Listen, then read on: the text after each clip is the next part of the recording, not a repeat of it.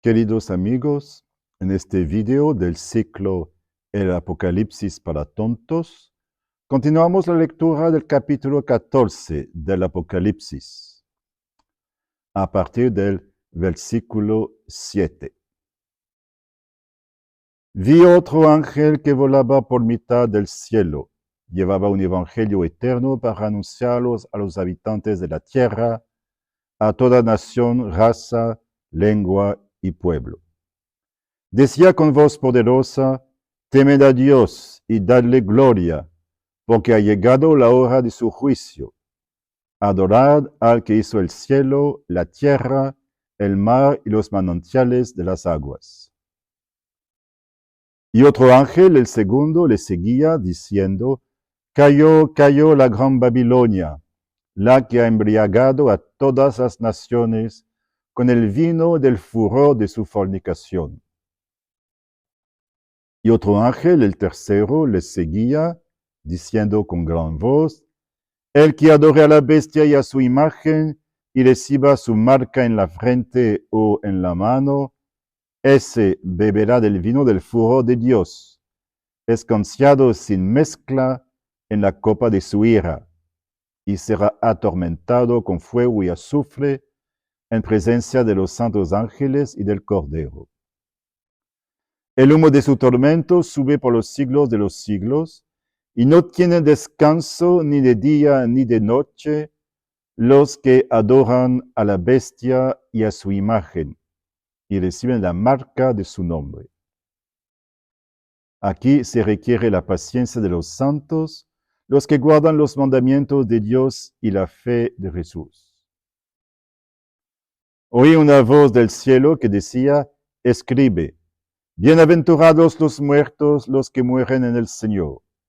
Sí, dice el Espíritu, que descansen de sus fatigas, porque sus obras los acompañan.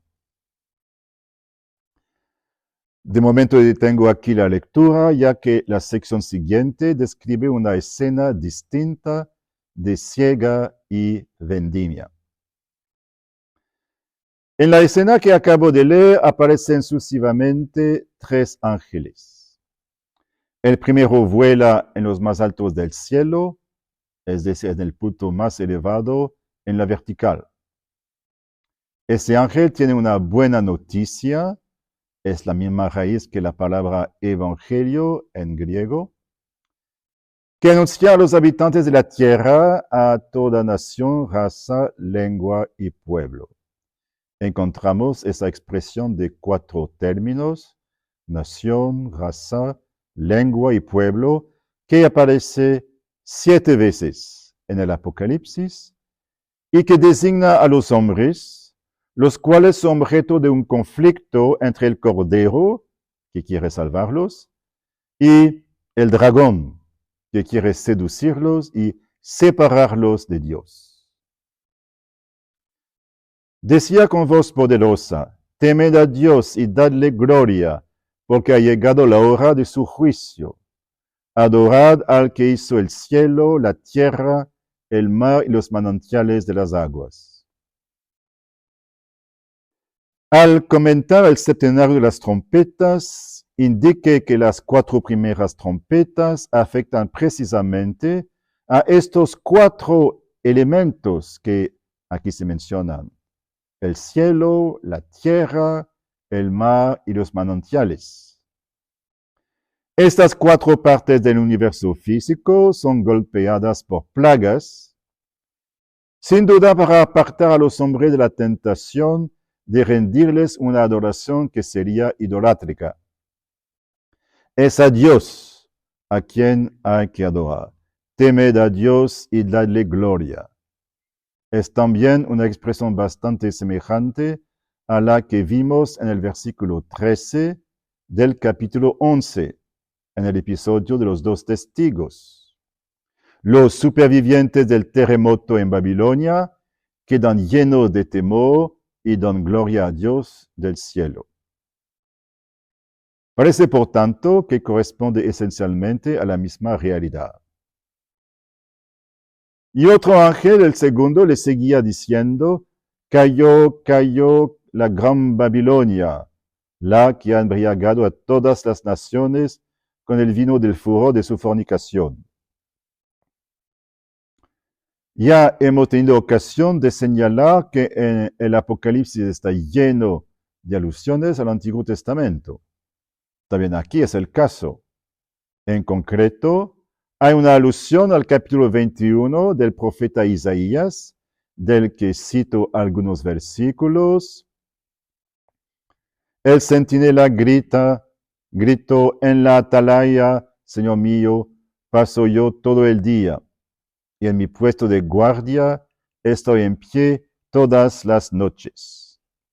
Ahora llegan gente montada, un par de jinetes, y anuncian: ha caído Babilonia. Y todas las estatuas de sus dioses yacen por tierra destrozadas. Ven aquí el castigo infligido a la idolatría. Las imágenes de los dioses, es decir, sin duda las estatuas, son derivadas por tierra. El Apocalipsis retoma este oráculo de Isaías. Es la primera vez que aparece el nombre de Babilonia en el Apocalipsis. En total aparece 6 veces.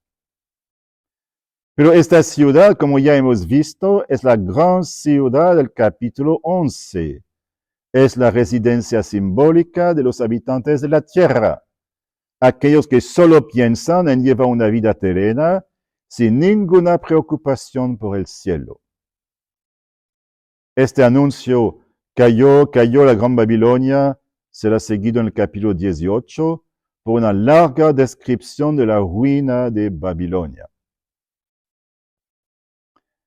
Y otro ángel, el tercero, les seguía diciendo con gran voz: el que adore a la bestia y su imagen y reciba su marca en la frente o en la mano, ese beberá del vino del furor de Dios, escanciado sin mezcla en la copa de su ira, y será atormentado con fuego y azufre en presencia de los santos ángeles y del Cordero.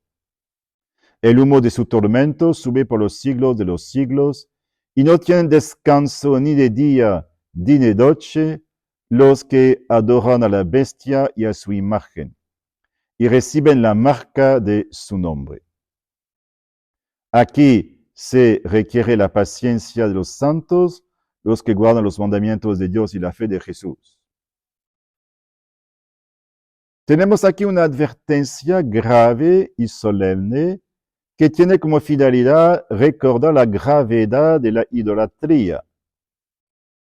La idolatría, según la Biblia, es un pecado grave que consiste en sustituir al Creador trascendente por una o varias criaturas.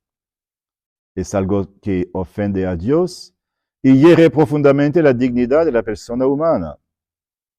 Por tanto, aquí hay una advertencia: quienes no solo caen en la idolatría, sino que perseveran en ella, a pesar de las repetidas advertencias, en particular los castigos de las trompetas que golpeaban las partes del universo físico y que tenían precisamente como finalidad apartar a los habitantes de la idolatría.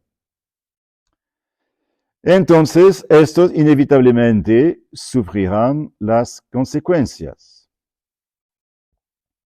En cuanto a los santos, los fieles cristianos, ellos son invitados a la perseverancia para no dejarse seducir por la idolatría. Oí una voz del cielo que decía: escribe, bienaventurados los muertos, los que mueren en el Señor.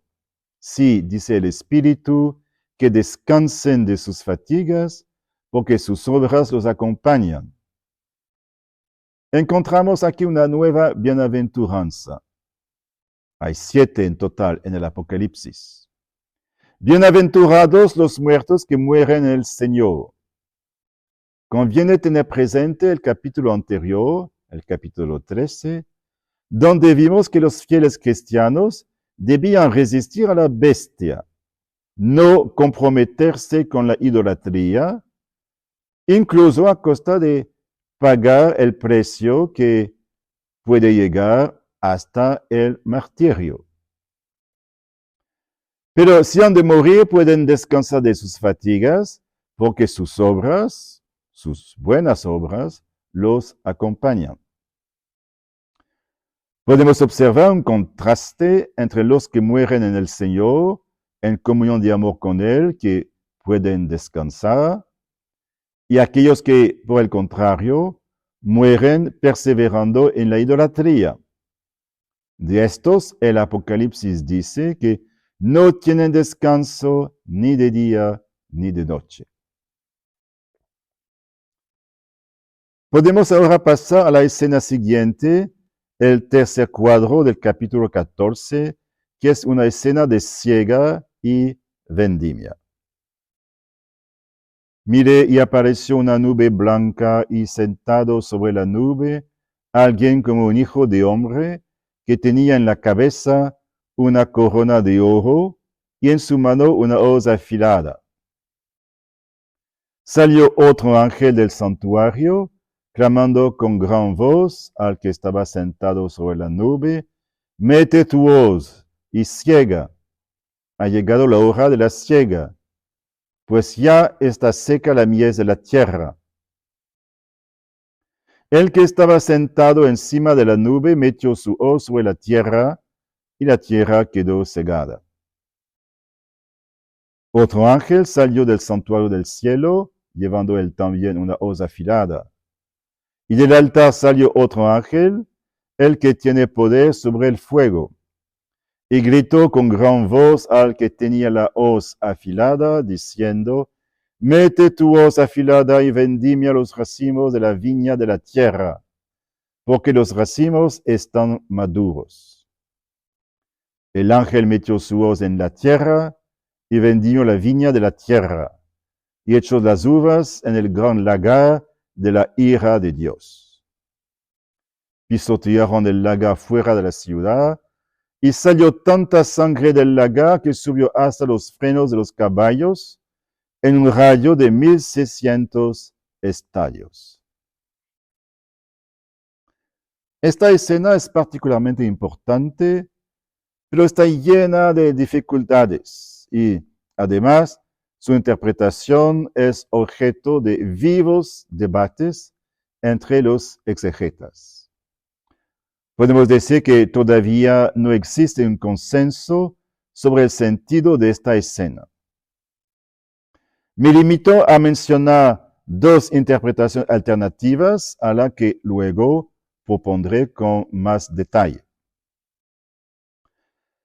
En primer lugar, hay una interpretación que dice que, bueno, tenemos fundamentalmente dos veces la misma realidad, una siega y una vendimia, pero que serían lo mismo. Esta interpretación se apoya en el hecho de que la imagen de la siega y de la vendimia es tomada por el Apocalipsis del Antiguo Testamento, como de costumbre. En este caso, se trata del libro del profeta Joel, en el capítulo 4, versículo 13. Echad la hoz, pues la mies está madura. Venid a pisar la uva, que el lagar está repleto, y las cubas rebosan. Tan enorme es su maldad. En ese versículo del libro de Joel, se puede tener la impresión de que la siega y la vendimia designan una misma realidad. Según esta primera interpretación, entonces, tendríamos dos veces lo mismo, y sería un símbolo del castigo de los impíos. Una segunda interpretación, probablemente la más extendida hoy, ve en la vendimia un castigo de los impíos, pero interpreta la siega en sentido positivo como símbolo de la reunión de los elegidos. Entre los textos que se pueden citar en apoyo, menciono simplemente este pasaje del Evangelio de Marcos, capítulo 4, donde el evangelista recoge varias parábolas. y decía, el reino de Dios se parece a un hombre que echa semilla en la tierra. Él duerme de noche y se levanta de mañana. La semilla germina y va creciendo sin que él sepa cómo. La tierra va produciendo fruto sola, primero los tallos, luego la espiga, después el grano. Cuando el grano está a punto, se mete la hoz porque ha llegado la siega. Hay una tercera interpretación defendida por varios exegetas y a la que personalmente me adhiero, que también ve, como la segunda interpretación, en la escena de la siega la reunión de los elegidos. De hecho, además del pasaje de Marcos 4 que acabo de citar, hay otros que van en esta misma línea. Por lo demás, la imagen de la siega tiene casi siempre un sentido positivo en la Biblia. Sin embargo, esta tercera interpretación no ve, a diferencia de las dos primeras, el castigo de los impíos en la imagen simbólica de la vendimia, sino más bien una imagen simbólica del martirio de los cristianos. Ahora bien, ¿cómo se puede justificar esta interpretación? Ante todo, casi todo el mundo está de acuerdo en reconocer a Cristo en el Hijo del Hombre que aparece sobre una nube. Hay demasiadas semejanzas con lo que leemos al comienzo del Apocalipsis, en el capítulo 1, versículo 7. Mirad, viene entre las nubes, todo ojo lo verá, también los que lo traspasaron. Por tanto, no hay prácticamente duda. El Hijo del Hombre que aparece sobre una nube con una corona de oro y con una hoz afilada en la mano es Cristo. Los dos personajes son ángeles. Entonces, ¿por qué se puede ver en la escena de la vendimia una imagen del martirio de los cristianos, cuando a primera vista parece más bien una imagen del castigo de los impíos? Vuelvo a leer el versículo 19. El ángel metió su hoz en la tierra, vendimió la viña de la tierra y echó la uva en el gran lagar de la ira de Dios. La ira de Dios no se dirige contra los fieles de Cristo, se dirige más bien contra los habitantes de la tierra, al menos contra aquellos que se niegan obstinadamente a convertirse. Entonces, ¿cómo podría esta imagen aplicarse al martirio de los cristianos? Bueno, hay que recordar que el Apocalipsis recurre muy a menudo al procedimiento de superposición de imágenes. Si consideramos el martirio de los cristianos, podemos contemplarlo desde un punto de vista negativo. Es un crimen que merece un castigo severo, y si quienes dan muerte a los cristianos no se convierten, serán efectivamente objeto de la ira de Dios y serán castigados por ese crimen. Ahora bien, si consideramos esta misma realidad a la luz de la fe, entonces podemos ver en ella algo positivo. No olviden lo que hemos visto anteriormente, en particular en el quinto sello, en el capítulo 6 del Apocalipsis.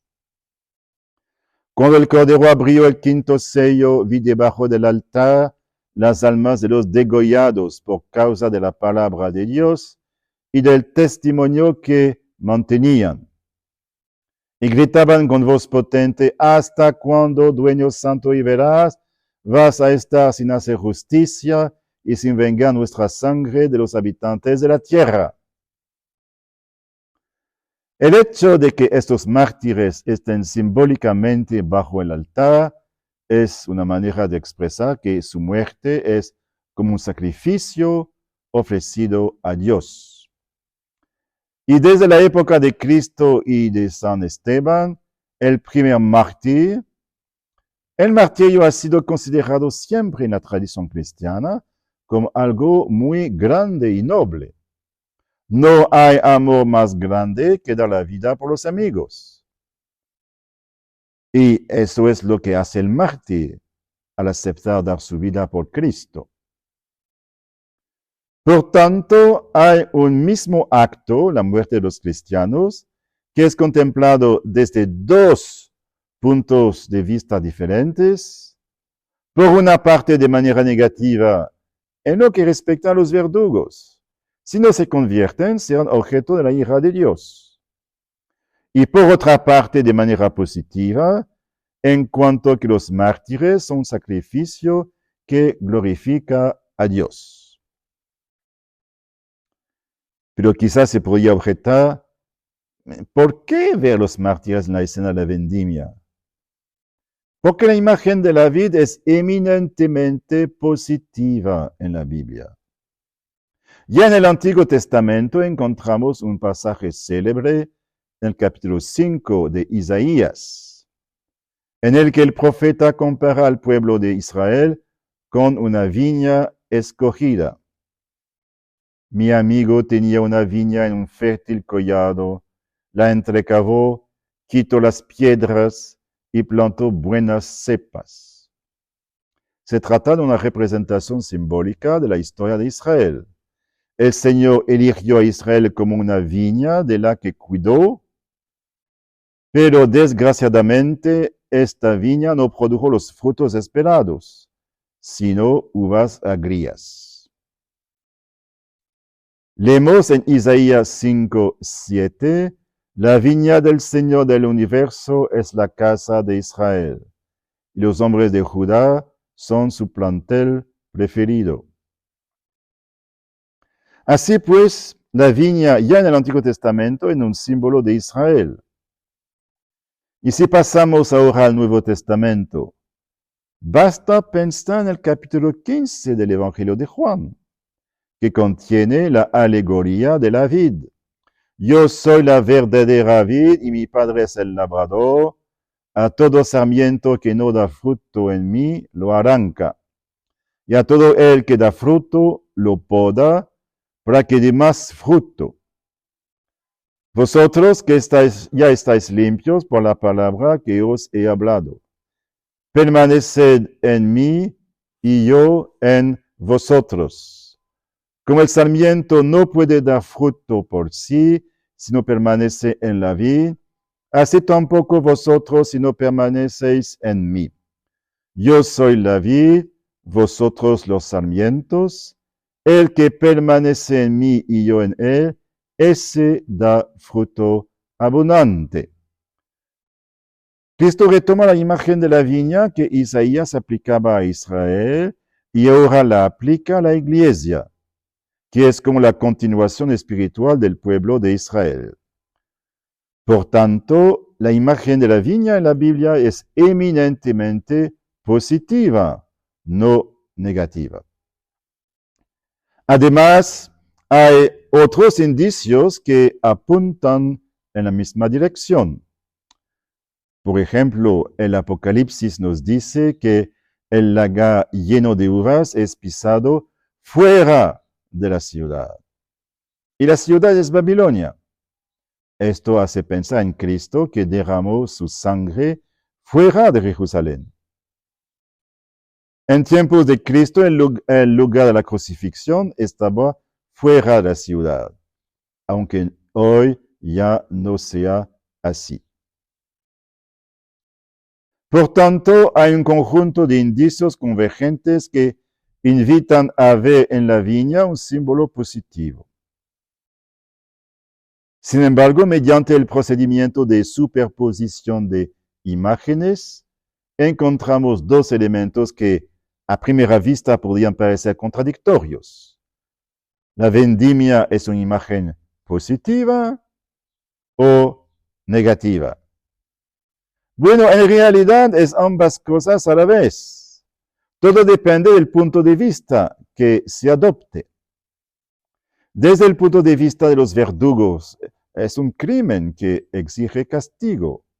Y desde el punto de vista de la fe, y de los fieles de Cristo, el martirio es un acto muy noble, un acto heroico. Esta es, a mi parecer, la mejor manera de comprender esta escena. ¿Cuál es su sentido profundo? Observamos que los dos elementos, la siega y la vendimia, se suceden inmediatamente, como ocurre también en el libro de Joel.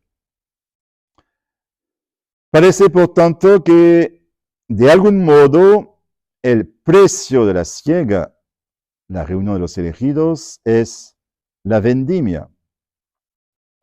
Aquí podemos remitirnos de nuevo al capítulo 5, al capítulo 6, cuando los mártires dicen, hasta cuando, dueño santo y veraz, vas a estar sin hacer justicia y sin vengar nuestra sangre de los habitantes de la tierra.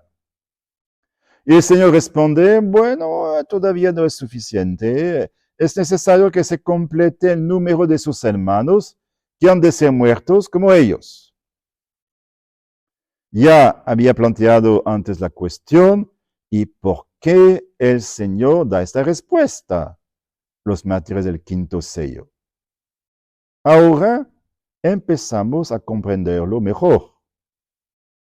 El objetivo del Señor es la salvación, incluso la salvación de los babilonios, al menos de todos aquellos que aceptan el Evangelio y la conversión. Pero la conversión en la salvación en la economía cristiana tiene un precio, entre comillas, que es la cruz de Cristo. Y la cruz de Cristo no se limita solo a Jesús, sino que se extiende a la iglesia. Es no solo el testimonio, sino también la muerte martirial de los dos testigos, que es la causa o la ocasión de la conversión de la mayor parte de Babilonia, como vimos en el capítulo 11. Así pues, si el Señor permite que muchos de sus fieles sean llevados a la muerte, y bien sabemos que esto sigue ocurriendo hoy, es porque quiere servirse de ello para conducir al mayor número posible de personas a la salvación. Pisotearon el lagar fuera de la ciudad y salió tanta sangre del lagar que subió hacia los frenos de los caballos en un radio de 1600 estadios. Comparar el jugo de la uva con la sangre es una imagen clásica. Y la sangre sube hasta el nivel de los frenos de los caballos, aproximadamente 1 metro, a lo largo de una extensión de 1600 estadios. Un estadio equivale a unos 200 metros. Por tanto, se trata de más de 300 kilómetros. Imaginen un mar de sangre de 1 metro de profundidad a lo largo de 300 kilómetros. Es realmente una imagen apocalíptica que expresa una sobreabundancia de sangre derramada en todas direcciones. Pero ¿por qué se menciona precisamente el freno de los caballos? ¿Por qué utilizar esta comparación que parece un poco rara? Quizá el capítulo 19 del Apocalipsis pueda arrojar luz sobre este punto. Nos vemos pronto para una nueva conferencia.